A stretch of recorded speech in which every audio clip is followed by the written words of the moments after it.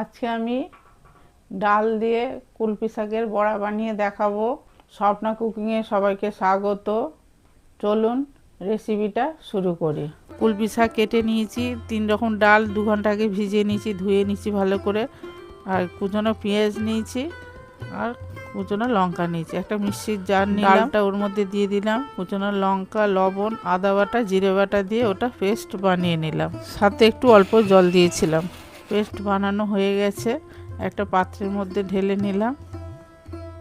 এবার কুচানো কুলপি শাকগুলো ওর মধ্যে দিয়ে দিলাম আর পেঁয়াজ লঙ্কা দিয়ে দিলাম, একটু খাবার সোডা দিলাম, হিং দিলাম, দিয়ে ওটা ভালো করে মাখিয়ে নেব। মাখানো হয়ে গেছে, ভালো করে রেখে দিলাম। একটা ইন্ডাকশানে সসপ্যান বসিয়ে দিলাম, অন করে দিলাম আর সাদা তেল ঢেলে দিলাম। দিয়ে এবার বড়াগুলো ধীরে ধীরে কম আঁচে ভাজা হবে। এইভাবে কিছু বড়া ভেজে নেব। এবার গরম তেল চামচে করে ওই বড়ার ওপরে দিতে থাকবো। এবার উল্টে নেব। এইভাবে বড়াগুলো ভাজতে থাকবো আর খুব কম আঁচে করব। এইভাবে কিছু বড়া ভাজা হয়ে গেছে, এবার একটা পাত্রে তুলে নেব।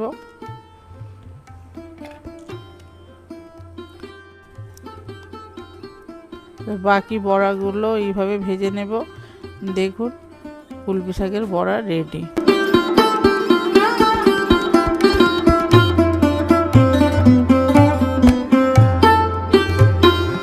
ডাল দিয়ে কুলপি শাকের বড়া বানানো হয়ে গেছে।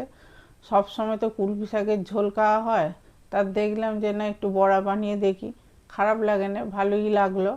আপনারাও এইভাবে বানিয়ে খাবেন, দেখবেন খুব ভালো লাগবে। রেসিপিটা যদি ভালো লাগে একটা লাইক, কমেন্ট, শেয়ার করে দেবেন আর পাশে থাকবেন।